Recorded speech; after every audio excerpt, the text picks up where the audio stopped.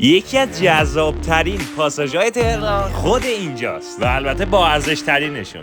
اینجا مرکز شهر تهرانه. یه پاساژ موبایل مدرن و لاکچری با کلی غذاهای خوشمزه. بریم با هم ببینیم. تو این ویدیو کل این پاساژ با هم میگردیم و طبقه به طبقه‌شو با هم میبینیم که چه خبره. خب امروز آوردمتون سمت جمهوری، یعنی مرکز شهر تهران. حالا میخوام پاساژ چارسو رو بهتون نشون بدم که مرکز فروش موبایله، ولی چیزای دیگه هم داره و یه پاساژیه که من خودم خیلی دوستش دارم. حالا الان یه چیزی میخوام، امیدوارم که توش پیدا بشه. خیلی پاساژ جالبیه. اگه بتونم کامل بهتون نشون میدم. اگه هنوز چنل منو سابسکرایب نکردین همین الان دکمه سابسکرایب رو بزنید. بریم که داخل پاساژ چارسو رو ببینیم که اینجا معروف بازار موبایل ایران. اینجا تقاطع جمهوری حافظ پاساژ چارسو که در کنار علایالدین ساخته شده. علایالدین هم پاساژ قدیمیه که مخصوص موبایله، ولی اینجا خیلی مدرنه. فکر کنم سال 91 افتتاح شده.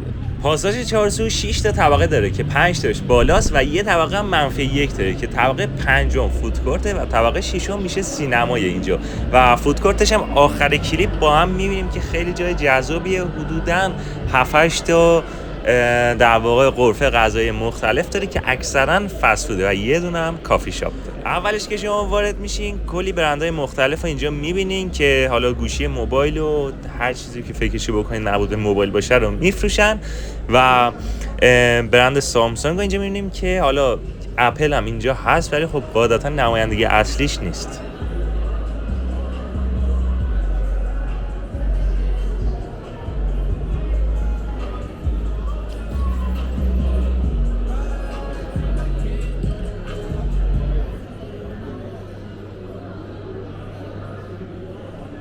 زیاد به توضیح خاص اینجا نیاز نداره. مترو نزدیک اینجا مترو سعدیه که میتونین با یه تاکسی یا با اتوبوس خودتون رو به تقاطع حافظ جمهوری برسونین و بگین پاساژ چارسو همه بلدن. بازم میگم اگه هنوز چنل رو سابسکرایب نکردین همین الان دکمه سابسکرایب رو بزنید. اگه همین ویدیو لایک کنید که خیلی ممنونتون میشم. کامنت هم اگه دارین واسم حتما بنویسین. اینجا هم که نمایندگی شیائومی هر وسیله مربوط به شیائومی باشه دارن. البته من داخلش رو گشتم، یه سری چیزای دیگه هم مثلا اسپیکر JBL اینا هم داشتن.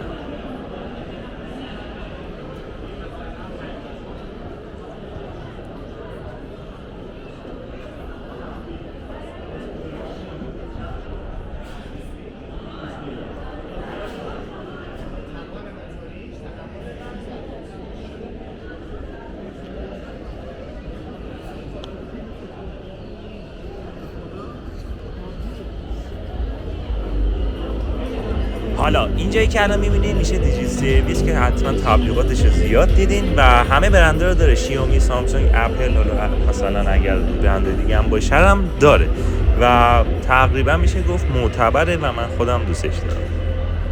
اینجا هم که واسه اپله که حالا نمایندگی اصلیش نیست ولی در حال به فروش میرسونه.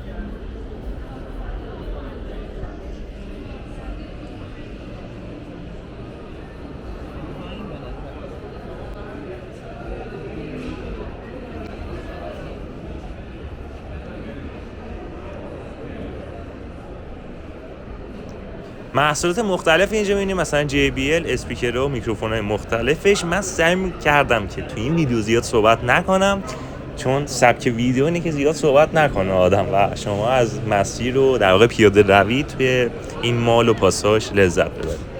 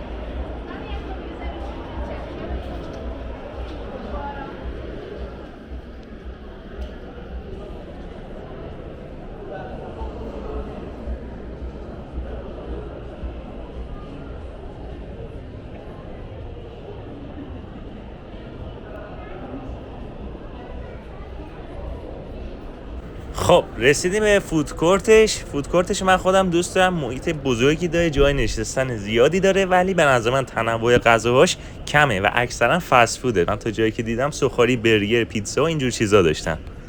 اینجا هم که محل فروش بلیت سینماست که طبقه بالا اینجا که میشه طبقه ششم، در واقع پردیس سینمایی داره، میتونین بیاین سینما.